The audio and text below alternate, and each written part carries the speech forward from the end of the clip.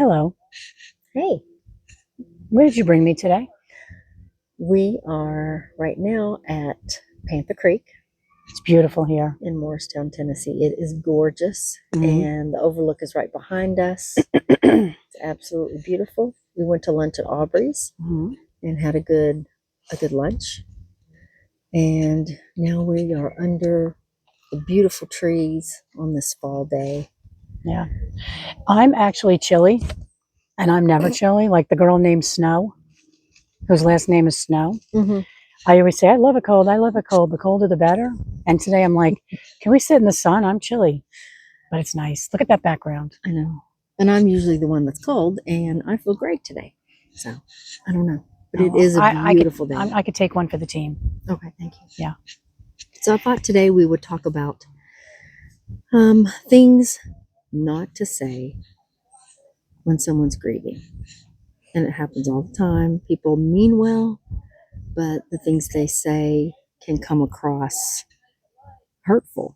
hmm So why don't you start and share one that you've experienced? Well, people they all it's this basic stuff that people always say. They always try to say, "Oh, she's in a better place. She doesn't have any more anxiety or any kind of suffering." And I'm like, "Yeah, that's great. I know that, and I'm glad. But I want her with me. Like I miss her. Like it's weird that she's not in this dimension anymore. That's weird, and you can't just like make that go away by saying, "Well, she's in a better place." I know that, but where? Like, what is she really doing? I know she's in heaven. I have faith. I believe 10,000%. But then once your child goes there, you want to know, what is she really doing? Who is she really seeing? Is she hanging out with her pop pop? Is everybody doing their own thing? I don't know. So, you know, that's, I mean, but basically people were very good, but just that, oh, she's in a better place. She's at peace. I guess nothing really makes you feel better, actually, when it comes down to it. Right. It doesn't. And they're trying to, but Exactly. I experienced a couple of people saying the same thing. They would say, well, at least, you have another child, you have another son. And I'm like, yes, I have another son, but hmm my other son is gone. So what does that matter? That has right. nothing to do with Nick being gone and me not being able to see him anymore, to talk to him anymore. Yes, I can still talk to Ben, my youngest son, and that's wonderful. And I love him very much. I love him more than anything in the world, but it doesn't replace not having Nick here, Right. So when somebody says that, it's very hurtful. So for those out there, please don't say that. It's not helpful. It's very hurtful. Yeah. It's also not helpful to say, well, you had her for 21 years, or in my case, she was my only child. So now I'm like, all I wanted was to be a mother. Like, what am I now? I'm not a mother. Oh, you'll always be a mother. Yes, but I don't have a child here to have a relationship with, to take care of, to watch her grow up and get married. Like, she was almost 22 when she had the accident. She would be 24 this November. And I wondered, what would she be like? What would she be doing? What would she look like? You know? Yeah, I had it for 21 years. Great. That 21 years went by really fast. Right, right. And you're coming up on the 2-year anniversary. I know. Yeah. Next this week, the 16th. Hmm. So my prayers are with you and my thoughts are with you, because Thank you. that's going to be a very tough day. hmm And from here on out for life, it'll be tough. Well, yeah, every day is kind of, Hmm. it's not that you don't have good moments, because we do, Right, right? right. We do. We enjoyed our lunch today. We're enjoying being at the park. Hmm. But I mean, we were just in the car and I started almost crying over what? I don't remember what we were talking about. Just, oh, Was it the song? so, It was in the song. anything, there's October 16th, 2023. There's life before that and there's life after that. And everything before that is a little sad to me because that's when she was here. That's when she was living. That's, like, I don't know. It's very hard to explain. It's just a Mhm. weird dynamic Right. to know that your child is not on this dimension with you. Right. She took a major trip. She stood before God. Mhm. Thank God, I know that she's with him. It's just strange though, Mhm. I do. Well, I just thought of another thing that is, even though we won't experience it because we're, older, little older, but, people will say, well, you can always have another child. Mm, That's the same thing as the one I said before. That doesn't replace the child that you had. So that is, can be hurtful as well. right. Yeah. And, we're not going to, our, you know, I mean, you still have Ben, he can get married, who knows? But my family line has been cut off. I'm never going to have a grandchild. You know what I mean? I'm never Right. going to, Right. Right. And so you see other people just getting on with their lives and their kids are getting married and they're having children. And I mean, truth be told, I suffer a little bit. I get a little envious, mhm. that I don't have that. Right. And I was talking to Nick's best friend not too long ago, Chris, who actually he texted me and he said, I wish that Nick had a child. And I wish that too, because I would be a grandmom and I want nothing more than to be a grandmom. Hmm. And, I know that I would see Nick in his or her eyes and uh, be able to carry on that love and carry on a piece of him. It would be something of him that you could still take care of, Right, right? I exactly. mean, Yeah. it would be a part of Nick Hmm. that you could be taken care of in his absence. It's that mother void, the mothering feeling never goes away. You always want to, take care.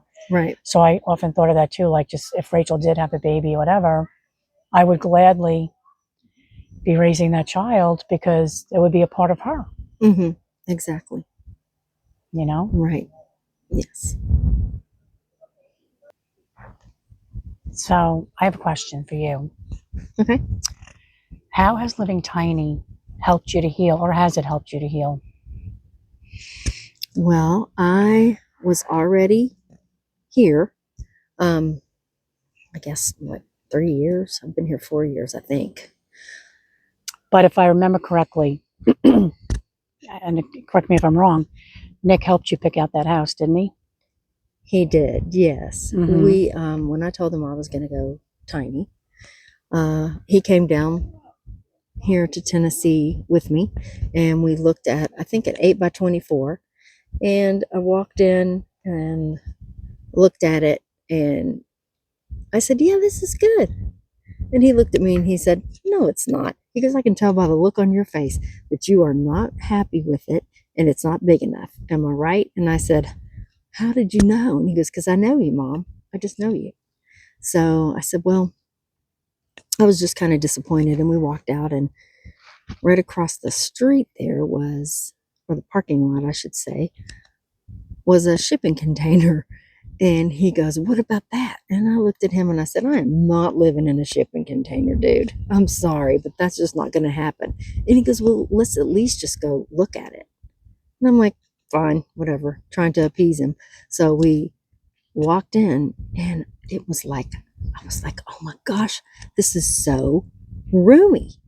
And I'm like, I love it. And I said, yes, this is what I want. So And he I love your inspired house. It's me. so beautiful. I love it. Thank you. Thank you. And I'll do a tour probably around Christmas when it's decorated nice. I didn't decorate last year.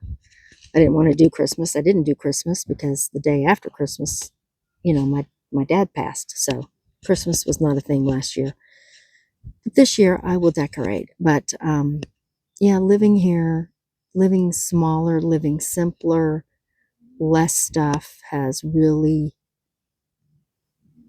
helped me. It brings me peace.